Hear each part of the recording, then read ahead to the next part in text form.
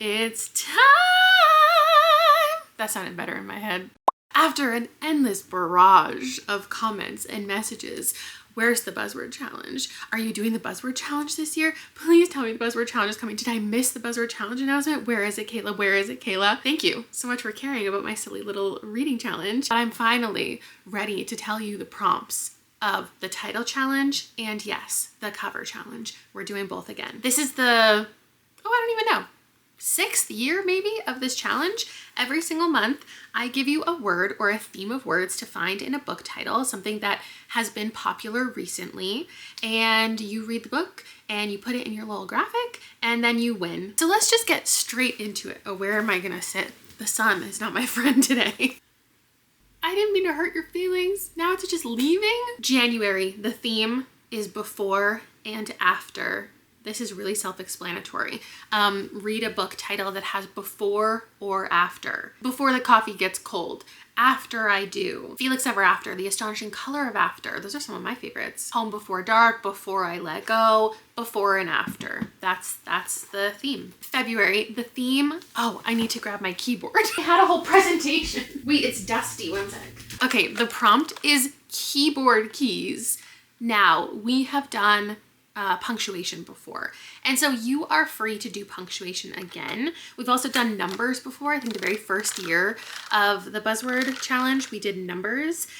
You can do that, but I would love to see you branch out and try to do a keyboard key that maybe isn't as obvious. Like I have enter, shift, space, I have start, I have home, I have end, I think delete, like there's a lot of options here. So just pick something that you find on a keyboard. This was suggested by a channel bestie. Also, there is a story graph. This is very important. There is a story graph with challenges. And if you click on it, I promise immediately there will be people filling out this list. So you can go and you can find things that fit the challenge prompt. The people who participate are very helpful and they just go and they put every book they've ever thought of. And sometimes they don't really fit the challenge perfectly, but I let bygones be bygones. March, my birthday month, is for this and that. I had this and that planned and then someone else suggested demonstrative words. So that also includes like these and those. When you're like pointing at something and you go this, that, those, these, those are the types of words that I'm talking about. This blank is so common. Like this is how you lose the time war. This woven kingdom. This summer will be different. The book that wouldn't burn. And small things like these. Anything like that and these and those, you can read those. In case you're brand new to this challenge, it's also worth mentioning that you don't have to do this per month. Like, of course, the idea is that there is a buzzword for every single month, but if you want to take January and do all 12 prompts, you can do that. If you want to read November's prompt in February and March's in June, like you do whatever you want and you finagle this however. I just, at the end of the year, want you to check off every single one of them. In April, we're doing ordinal numbers. This was also suggested. And I love it. If you don't know what an ordinal number is, like I said, we've done numbers before. This is not 1, 2, 3, 4, 5. This is first, second, third, fourth, fifth. So the idea is it's a number that is in a specific order or in a sequence that represents like a part of something else. It's a positional number. So you could do, the second death of Locke, first lie wins, the 100th something, what have you. I will be generous and also include last. This is not technically an ordinal number, but I feel as though some people might struggle a little bit. And I think that last still encompasses the idea of being a numbered amount of something. Maybe final is also okay, because final and last imply that there was something that came before. And so we're still in a sequence. I don't know if there's a better phrase than using ordinal numbers here, but that's the prompt. And I've just chosen to come here and explain what it means. In May, we're doing make. May is for make. You can also expand into making, maker. I think maker is actually like everywhere. There are so many things like matchmaking and the star maker. If it makes you happy, make me better, make the season bright, 2 wrongs don't make a right. I think this one is going to be pretty easy. In June, it's a simple one. After maybe some challenging word specific ones, we are going vibe specific and it's just a 1-word title. The is a word. So don't pick a book that's called The One, because that's not one word. If you're looking at 2026 releases, you could read, I don't know when these come out, Molka, Vigil, Morsel, Yesteryear. Compound words count because it's still one word. If there's no space, then you can do it. You could do Glory, highly recommend that. You could do a name like Odessa, Frankenstein. This one you can handle. July, we're going back to something really specific, and it's careers. That is the theme. I almost did this one last year. It didn't quite make the polls because I put out some polls to my channel members every year to figure out, like, to try to hone in certain ideas and what they would prefer. And there are so many career related things. If you can make money doing something, if you can, then you can consider it a career or a job. Like Yes Chef, that one's coming out soon. The Geomagician is coming out. I think you could call that a job. The Caretaker, bookseller, innkeeper, detective, geographer, matchmaker. There's so much out there. And I don't know what I'm going to read for it, so I'm looking forward to your suggestions as well for myself. In August, we're doing, groups. Okay, so I started out with this one wanting to be club. I wanted the theme to be club. I wanted to do like the Rabbit Club, the Treasure Hunters Club, and then I thought club was a little too limiting, so I'll open it to society. We can do the Society of Unknowable Objects, the London Seance Society, the Society of Lady Scoundrels, the Society of Irregular Witches, but also there is group specific ones, like the plenty of support group titles. So I opened it to that, and then I figured, let's also do League. League is kind of a group. And then also there's titles like The Wildcats. That's a group. So if the title has something to do with group, society, league, talking about a group, or is the name of a group, I think this is one you could, there's a lot of ideas that you could probably finagle in there. But I just see this in titles so often, especially lately. So we're doing groups, clubs, and societies. Then for September, we're doing Me and My. Book titles are getting more and more individually focused and selfish. It's about my year of rest and relaxation, my best friend's honeymoon, meet me in the garden, say you'll remember me, my sister the serial killer. Me and My. I would also include mine if you must. October is parts of a house. There are so many thrillers that I think this will be easy to find, like there's someone downstairs or there's someone upstairs, doors and windows. It could be a room, just room, the word room. It could be attic. It doesn't have to be a room specifically. It could be things in the house, but it has to come with the house, okay? We're not talking about furniture. We're talking about parts of a house. So like staircase, I don't know, roof, carpet, cupboard, kitchen, bathroom, garage. November is an instruction, and this is a title that tells you to do something. It's a directive, like go do something, like, go tell the mountain. It's not I let you go, it's never let me go. It's like leave and come back, burn the sea. It's specifically instructing someone to do something, like meet me at the crossroads, close your eyes and count to 10, eat the ones you love, be gay, do crime. This is getting more and more common, and I love to see it, and you're gonna read one. And then December is superlatives. So I want you to find a title that has, this was also suggested, thank you so much, something like most, best, greatest in the title. A superlative is like you are the best at something, you are the greatest, you are an exemplified version of something. Like in the yearbook, you're best dressed or you're funniest. So if you can't find most, best, or greatest in the title, it has to be greatest, not great. You are the best. It has to be the best or the worst. It could be the absolute worst, the absolute best. If you can't find those, find something like EST at the end, fastest, strongest, weakest, darkest and brightest, smallest and biggest. I think those are a lot more rare to find in titles than just most or best or greatest. Again, if you're already struggling and you don't know what the heck you're gonna do, check out the story graph. Okay, so that's it. That's the Buzzword challenge for 2026. It's pink.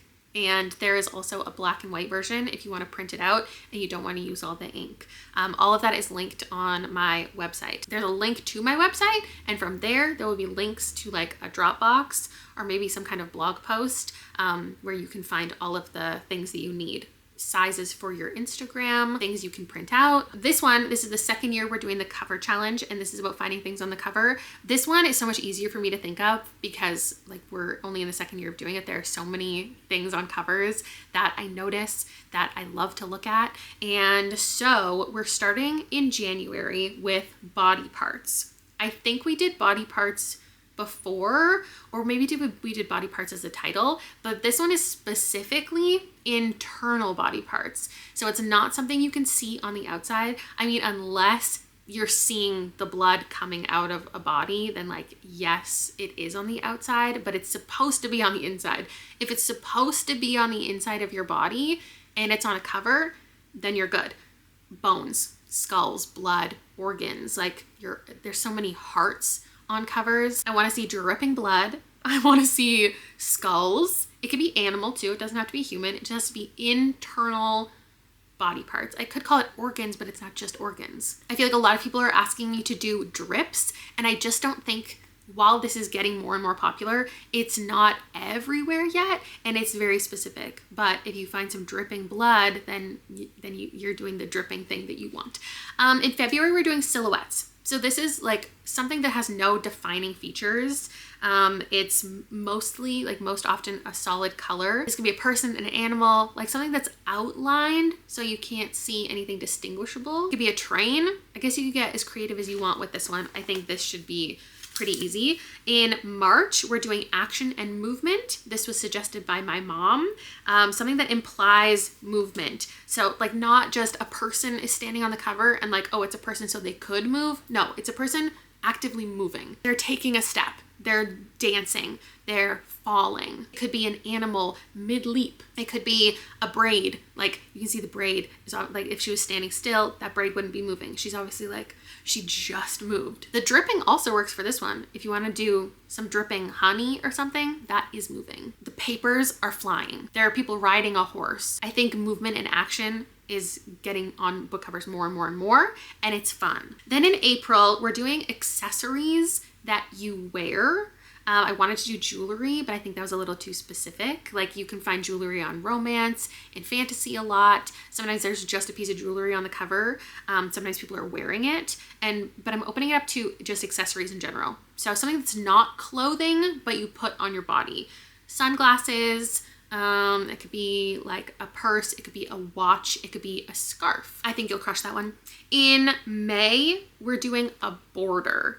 So you need to find a book cover that has something along the edges that is like framing something in the middle. So there needs to be, so it can be specifically lines, like there's a lot of historical kind of books that have decorative frames along the edge, but it could also be, you know, just items that are framing the edge. Filling out the entire cover is getting more and more popular, more so than just like one item right in the middle. Like there's decoration, and I want you to find something like that. In June, we're doing wings. Something winged. This one was recommended by a bestie. I love it because it opens up to birds. Like I feel like most people have some type of bird book on their TBR, but you could also do a dragon.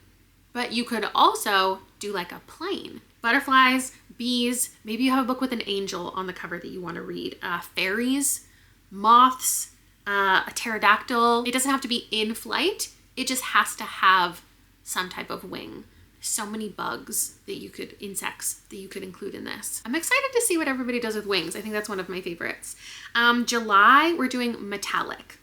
Okay, and this is also very specific. I don't want you to just find a cover that's like a deep kind of yellow and say, okay, well, it's gold, right? No, I want it to imply gold. I want it to be shimmering.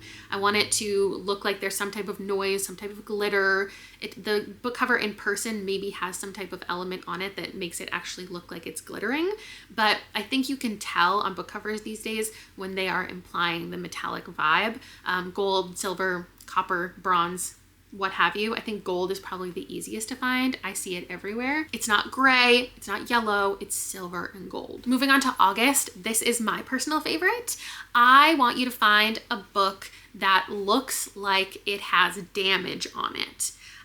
Specifically, like the graphic is playing with the book cover itself. So like there are claw marks in it that look like it has happened to the actual book. Or there's like this whole Stephen King collection that's just come out that is intentionally looking like it's old and it's been on the shelves for a long time and it has like worn edges. You know, the ones that are an old VHS tape, or there's a book on the book cover itself and there's been some damage to it. Anything that has some type of rip across the middle or some water damage, anything like that, I want to see because I love them. It's my favorite cover trend right now. Maybe the edges are burnt. Like, I don't know what happened to the book, but I love the ones that feel like they're very aware of the book itself. It's like a meta kind of situation. And then we're continuing with the damage kind of, because in September, the theme is fire and smoke.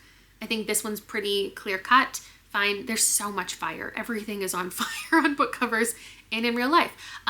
Or there's smoke. And look really closely at books, because you could see sometimes like in someone's eye, there's a reflection of fire, or in the background of a really dark book cover, there's some smoke in the background. There are some that are way more obvious that the entire theme of the cover is fire and smoke, but there are also really subtle smoky, fiery things happening. In October, I want you to find doors and keys. I'm also going to include locks, anything like a doorway or a key to get somewhere. I feel like this is becoming more and more prevalent, and I've paired it with the October one with the Buzzword, which is about houses and parts of houses. So maybe there's some doorway, combinations you can do to complete both challenges with one book. Keys are really everywhere, and like keyholes, an entire series, Every Heart a Doorway, where there are doors on like all of the covers. There's some subtle doors on plenty of covers. Anything about entering a space or locking someone in, looking through a keyhole, that is the vibe for October. In November, it's reflections. And there are two ways to interpret this. You could pick a cover that has a reflective surface on it, like a knife, and somebody's looking at themselves in it, or an actual mirror. Maybe there's a reflection from the water. There's like people walking and you can see them, or there's a boat, you can see the reflection a little bit in the water. But also, if there are reflected elements on a cover, I will take that. So like the Echo Wife and the reflected rings. For Human Use has hands that are reflecting each other. They're a little bit different, but it still is a reflection in my mind. Come For Me with Apples or Firekeeper's Daughter is a perfectly reflected image. December is music. So this one, I want to see instruments or music notes, a treble clef, or like a microphone can imply music if someone is singing, something music related.